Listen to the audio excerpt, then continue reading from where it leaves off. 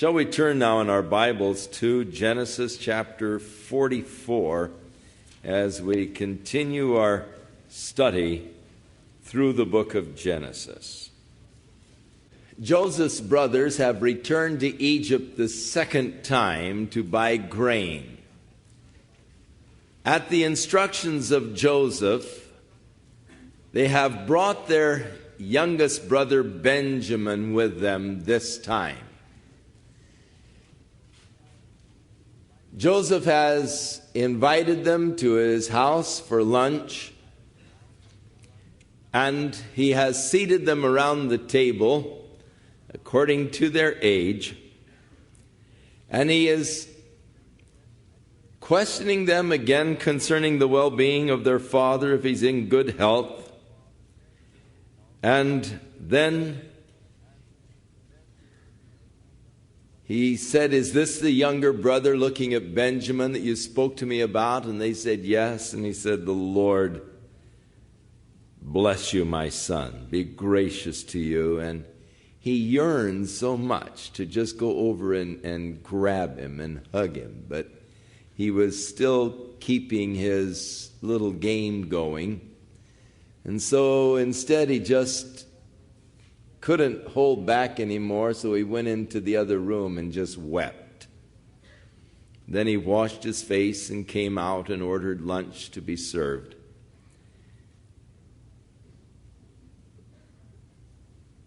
And he had Benjamin's plate piled 5 times higher than the rest of them. So after this time of merriment with his brothers, chapter 44, he commanded the steward of his house, saying, "Fill the men's sacks with food as much as they can carry, and put each man's money in the mouth of his sack. Also put my cup, the silver cup, in the mouth of the sack of the youngest, and his grain money." So he did according to the word that Joseph had spoken. And as soon as the morning dawned, the men were sent away, they and their donkeys. And when they had gone out of the city, were not very far off, Joseph said to his steward, "Get up and follow the men, and when you overtake them, say to them, 'Why have you repaid evil for good? Is not this the one from which my Lord drinks, and with which he indeed practices divination? You have done evil in so doing.' So he overtook them, and he spoke to them these same words. And they said to him, 'Why does my Lord say these words? Far be it from us that your servants should do such a thing. Look, we brought back to you from the land of Canaan the money which we found in the mouth of our sacks. How then could we steal silver or gold from your Lord's house? With whomever of your servants it is found, let him die, and we also will be my Lord's slave.' And he said, 'Now also let it be according to your words. He with whom it is found shall be my slave, and you shall be blameless.'" So Joseph is actually setting up a plot where he can get his brother Benjamin alone. Ordering his steward to fill their sacks with grain just to the brim, then to put their gold in the mouths of the sacks, but in the sack of Benjamin put the silver cup. No doubt a very ornate cup. And so in the morning, as his brothers got up early to begin now their journey back to the land of Canaan, to their father Jacob, they bid farewell and they take off. And as they get really to the city limits, not much further, Joseph orders his steward, "Now go out and pursue them, and ask them why they would return evil for good. Here I invited them to lunch, I was gracious to them, and now they've returned evil for good. Someone ripped off my silver cup." And so the steward caught up with him, and he did according to Joseph's command. And he said, hey, you guys, that's not very fair. Here he treated you so good, and now you return evil, and one of you ripped off his silver cup. Don't you realize that that's the cup that he uses for divination? Now, Joseph wanted them to believe that he had the power of divination. That's probably why he set them according to their age around the table, and they probably began to figure at that point, hey, this guy's, plugged in someplace. And so he said, that's the cup that I divine with. One of you ripped it off. And they were shocked that they should be charged with such a crime. They knew full well that they didn't do it. And so they said, look, search through our stuff. Whoever's belongings you find the silver cup in, let him be put to death, and we'll all become his slaves. We're sure we didn't do it. And so they let down their bags, and they began to go through them from Reuben, the eldest, on down until they came to Benjamin's. And as they poured out Benjamin's sack, here was the silver cup.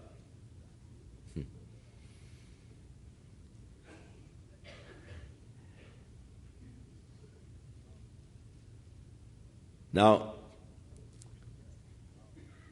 he had said, look, I don't want all of you as slaves. We'll just take the one as a slave who has the cup. So they tore their clothes, and each man loaded his donkey and returned to the city. It could be that Joseph is really testing his brothers to see if there has been any real change. These guys are not the most honorable guys in the world. Their history has been pretty bleak. They were a pretty rough bunch of kids growing up. And of course, they had dealt extremely treacherously with Joseph, plotting to kill him and then selling him as a slave. And yet Joseph is aware of the fact that God is intending to create from these guys a nation that would be particularly blessed of God, a nation through which God would ultimately bring the Messiah into the world. But Joseph is putting them to the test. 20 years have gone by since they sold him. Maybe they've changed. They've grown up now. They have families. They have children. And maybe their attitude has changed. Do they bear the same animosity for Benjamin that they bore for Joseph? Do they want to get rid of him too, like they got rid of Joseph? Are they jealous of their father Jacob's preferential treatment of Benjamin? And so Joseph is really putting them to the test. A test which, incidentally, they passed when they all loaded up their sacks and came back to the city. Now, had they wanted to get rid of Benjamin, they could have just taken off for home and said, well, Dad's old. If he dies, he dies. He's going to die before long anyhow. And then we will have the full inheritance, even that which belonged to Benjamin. Had they still been jealous and greedy, here was a tremendous opportunity for them to be freed now of Rachel's children. Having gotten rid of Joseph, now they can get rid of Benjamin. But instead of just taking off for home and saying, man, Benjamin, that was a stupid thing to do, we'll tell Dad, you're a slave in Egypt, They all loaded up and came back into town, having torn their clothes. It's an expression of great consternation, of grief, of being overcome by the circumstances. you just rip your clothes, It's horrible. So Judah and his brothers came to Joseph's house, and he was still there, and they fell before him on the ground. And Joseph said to them, "What kind of a deed is this that you have done? Didn't you realize that a man in my position could surely have the powers of divination? Didn't you realize that I would know these kind of things?" Then Judah said, "What shall we say to my Lord? What can we speak? There's no way that we can clear ourselves. God has found out the iniquity of your servants, and here we are, my Lord's slave, both we and he also with whom the cup was found." In other words, they were presenting all of themselves as his slaves. We all come back. We share in this together. We'll all be your slaves. Not just Benjamin, but we're all here to just, we haven't any defense. The evidence is there. The cup is there. What can we say? Notice, God has found out the iniquity of your servants. He no doubt is referring back to that selling of Joseph as a slave. The guilt has hung on. Over 20 years, this guilt has been plaguing their conscience. And now when this real trouble overtakes them, in their minds they go back to their guilt. It's still there. It hangs on like a plague. It won't let go. So is guilt. Unconfessed sin hangs on you like a plague. You may repress it. You may bury it in the inner recesses of the subconscious, but it's there.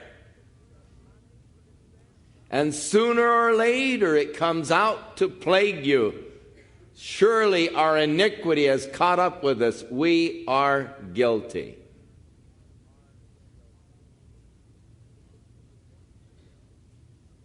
But Joseph said, "Far be it from me that I should do so, but the man in whose hand the cup was found, he will be my slave, and as for you, go in peace to your father." Get out of here. Just the fellow, and that's all we want, just the guilty culprit.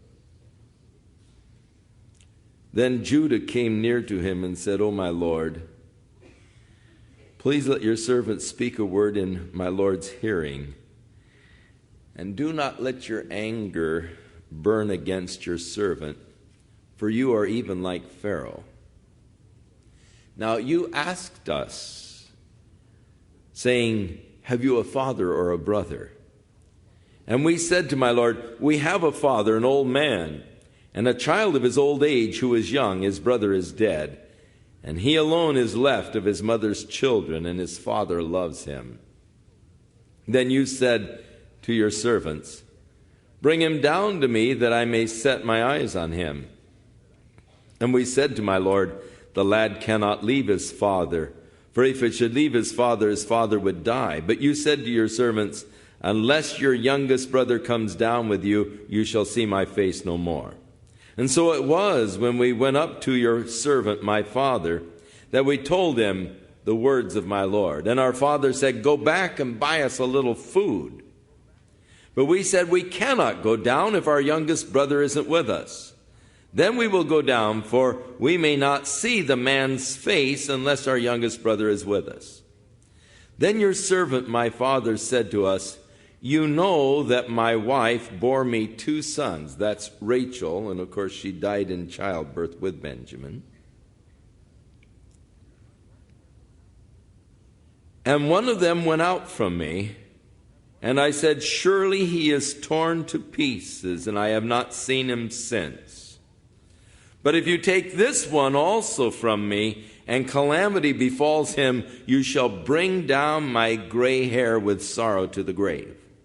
Now therefore, when I come to your servant my father, and the lad is not with us, since his life is bound up in the lad's life, it will happen when he sees that the lad is not with us, that he will die. And so your servants will bring down the gray hair of your servant our father with sorrow to the grave. For your servant became a surety for the lad to my father, saying, if I do not bring him back to you, then I shall bear the blame before my father forever. Now therefore, please, let your servant remain instead of the lad as a slave to my lord, and let the lad go up with his brothers. Really, Judah is passing the final test here. Not only is he not willing to forsake Benjamin to his fate, he is now offering to be a substitute for Benjamin. Let me take his place. Let me take his guilt. Let me become a slave. And let him return to his father. Really passing the supreme test at this point. And in this, Judah becomes a very beautiful type of Christ, taking the place of the guilty, taking the penalty of the guilty. Christ our substitute. And thus, it was from Judah and from the tribe of Judah that the Messiah was to come. And here he is, volunteering to be the substitute for his brother. For how shall I go up to my father if the lad is not with me, lest perhaps I see the evil that would come upon my father? And so this beautiful intercession of Judah for his brother Benjamin in the volunteering of taking his guilt and taking his place as a slave. Too much for Joseph. He just couldn't restrain himself anymore. And so he ordered all of his Egyptian servants out of the room, so that no one stood with him while Joseph made himself known to his brothers. And he wept aloud, and the Egyptians in the house of Pharaoh heard it. Then Joseph said to his brothers, I am Joseph. Does my father still live? But his brothers could not answer him, for they were dismayed. The word is also translated terrified in his presence. And Joseph said to his brothers, please come near to me. And they came near, and he said, I am Joseph, your brother, whom you sold into Egypt. Here is another place of the many where Joseph becomes a beautiful type of Christ. For Jesus came to his own, and his own received him not. He was despised and rejected by his brothers. The nation of Israel rejected Jesus when he came as the Messiah. He was not recognized by them the first time. Even as Joseph's brothers did not recognize him the first time they saw him.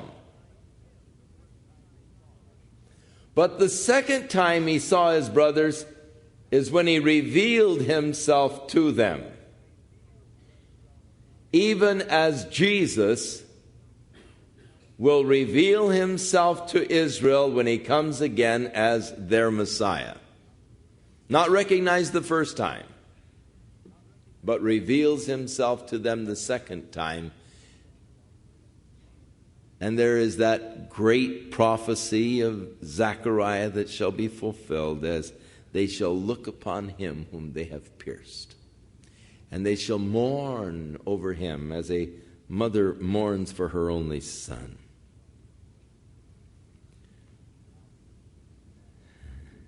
Now, it seems that when he first said, I'm Joseph, they were so stunned it didn't really sink in.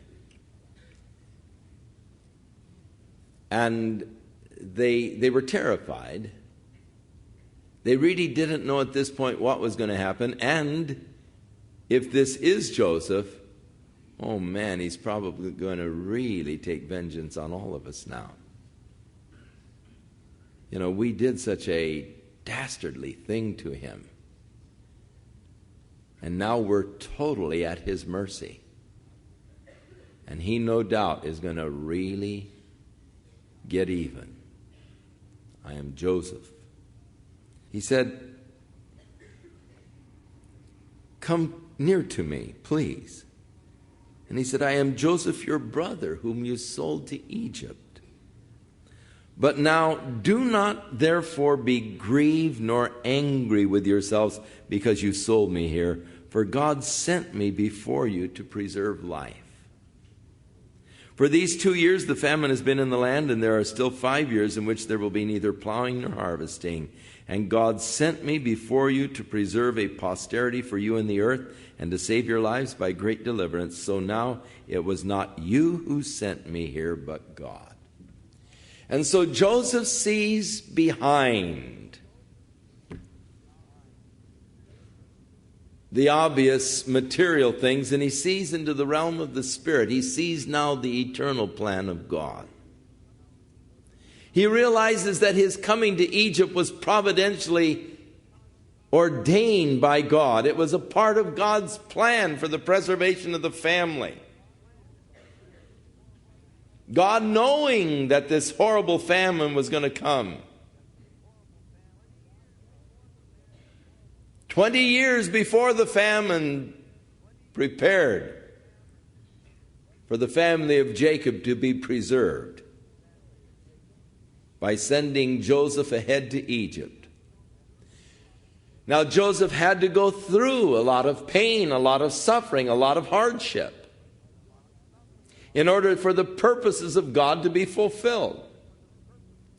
And how often the purposes of God are fulfilled through temporary pain, suffering. I am certain that Joseph did not understand the plan of God when he was being carried away to Egypt, pleading with his brothers, and they're turning a deaf ear to him. I'm certain that Joseph wasn't aware of the plan of God when he was sitting in that Egyptian jail after the false accusations of Potiphar's wife. But now God is completing the cycle. Now he is over the land. Now he sees the whole purpose of God was the preservation of Israel. Psalm 105 has an interesting commentary on this particular portion of the history of Israel. And let's look at Psalm 105 and see how, in looking back, it is viewed.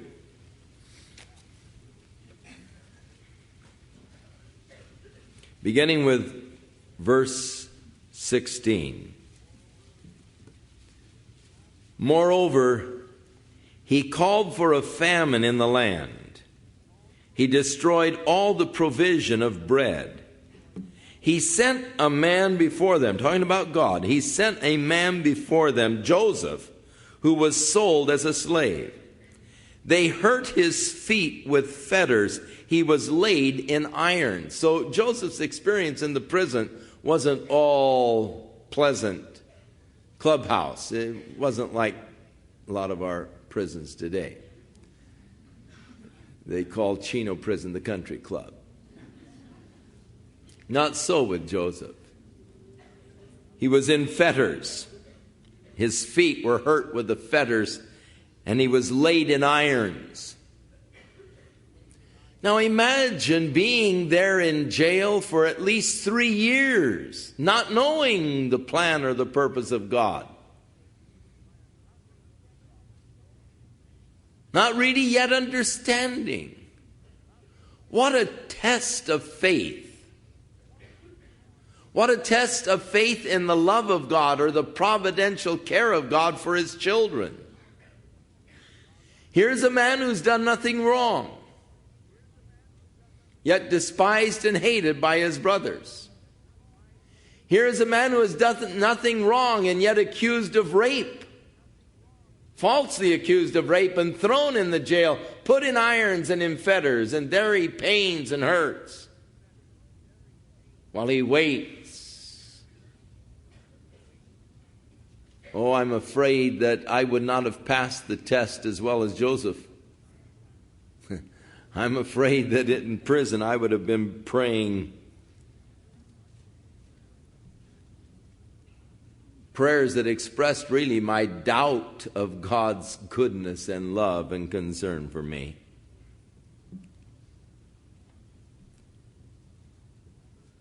He was in the irons until the time that his word came to pass. That is the interpretation of the dream. The word of the Lord tested him. What a test he went through. The king sent and released him. The ruler of the people let him go free. He made him lord of his house and ruler of all his possessions, to bind his princes at his pleasure and to teach his elders wisdom. Israel also came into Egypt, and Jacob sojourned in the land of Ham. And he increased his people greatly and made them stronger than their enemies. And goes on to recount the history of Israel, but an interesting little notation there concerning Joseph, giving us a little further insight into the suffering of Joseph in the prison and the testing that Joseph went through. Now, if I have a trial that lasts a week, I find myself really beginning to chafe and to cry out unto God, "Oh Lord, what's going on? Why have you forsaken me? Why are you so far from the cry of my roaring? God, I've been crying for a week and you haven't answered. You haven't done anything. Still things are in a disarray and they're in a mess, Lord. Why? Why?" Here he was for 3 years in the fetters, in the chains, tested by God.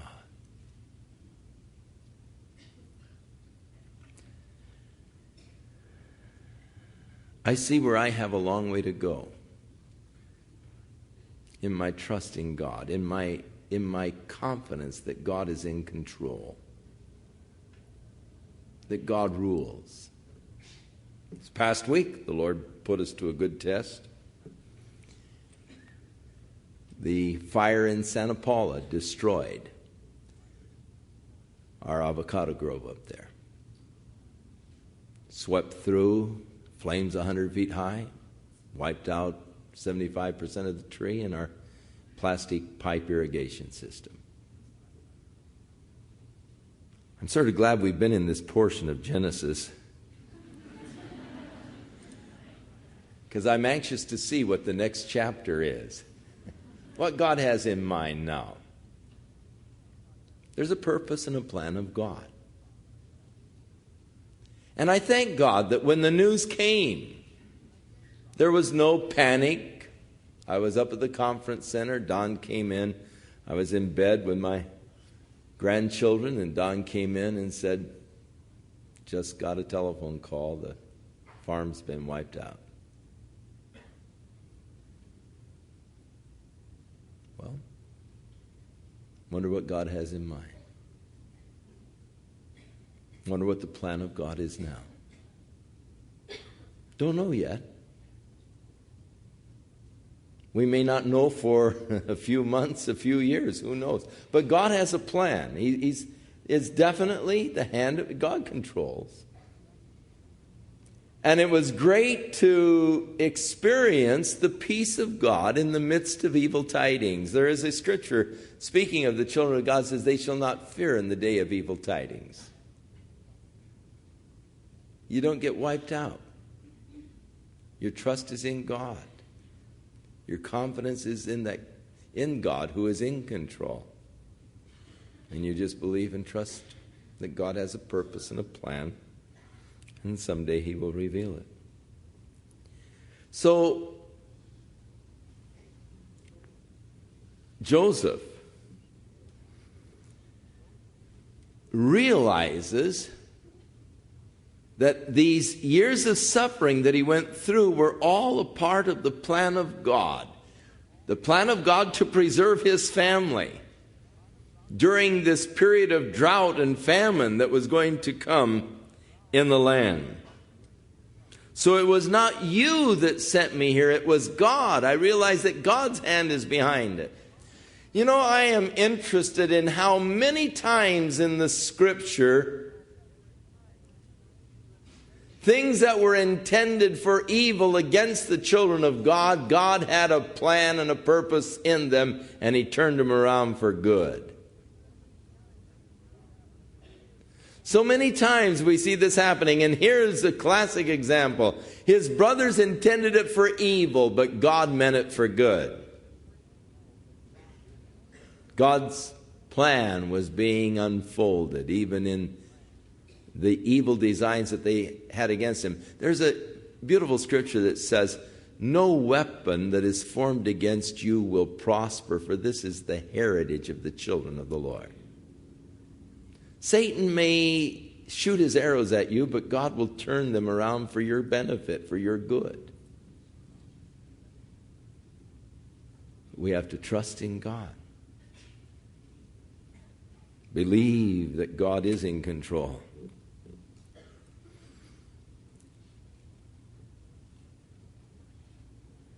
The Lord has made me, he said, a father to Pharaoh, the Lord of all of his house, a ruler throughout all the land of Egypt. Now hasten and go up to my father and say to him, "Thus says your son Joseph, God has made me Lord of all Egypt.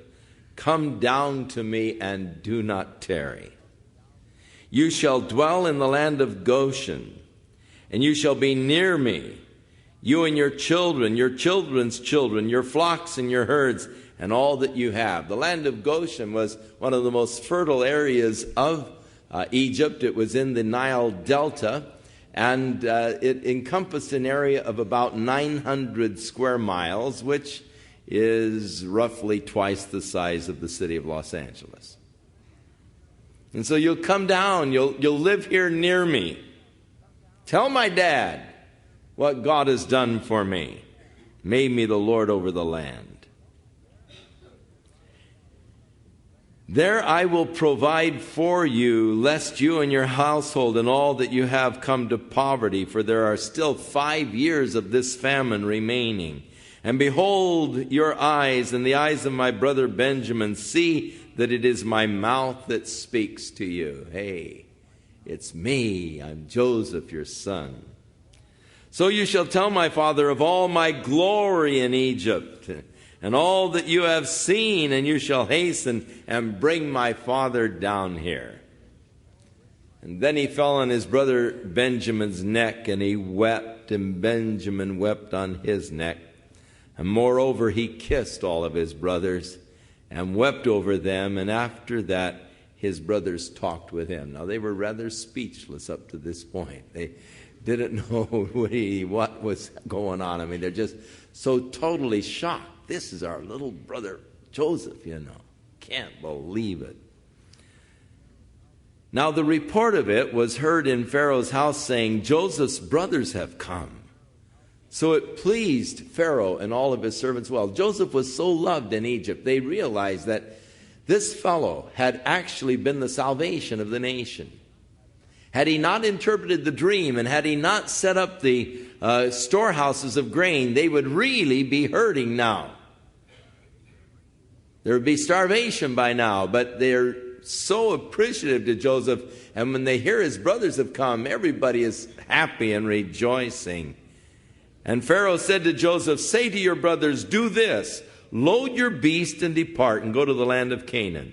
And bring your father and your households and come to me, and I will give you the best of the land of Egypt, and you will eat the fat of the land. Now you are commanded, do this. Take carts out of the land of Egypt for your little ones and your wives. Bring your father and come." So the royal carpet is rolled out for Jacob and the family to come on down into Egypt. The commandment of the Pharaoh, come on down. Pretty good. Then the sons of Israel did so, and Joseph gave them carts according to the command of Pharaoh, and he gave them provisions for the journey. He gave to all of them and to each man changes of garments. But to Benjamin he gave 300 pieces of silver and 5 changes of garments. And he sent to his father these things: 10 donkeys loaded with good things of Egypt, 10 female donkeys loaded with grain, bread, and food for his father for the journey. So he sent his brothers away, and they departed, and he said to them, "See that you do not become troubled along the way." Then they went up out of Egypt and came to the land of Canaan to Jacob their father. And they told him, saying, "Joseph is still alive, and he is governor over all the land of Egypt." And Jacob's heart stopped because he did not believe them. I mean, it was just, his heart quit beating. He just couldn't believe it. I mean, it was just too much of a shock. It just, Joseph, the one who I loved, the one I've mourned for, is alive, governor over Egypt. Couldn't believe them. But when they told him all of the words which Joseph had said to them, and when he saw the carts which Joseph had sent to carry him, the spirit of Jacob their father revived. I mean, he can't believe it. Then Israel said, "It's enough. Joseph, my son, is still alive, and I will go and see him before I die." And so this is one of the most beautiful, dramatic stories in all of literature. In fact, it is so perfect and so beautiful it could not have been made up. It's got to be a real story. And it's one that just is so fraught with emotion and beauty. Only God could plan such a beautiful story. And so, as we get into chapter 46 and 47, we find Jacob coming down and becoming settled in the land of Egypt. So next week, we'll continue our journey with Jacob down into the land of Egypt. And may the Lord be with you, watch over and keep you in his love, enrich you in all things in Christ, fill you with his fullness, guide you with his counsel, bless you with his Spirit.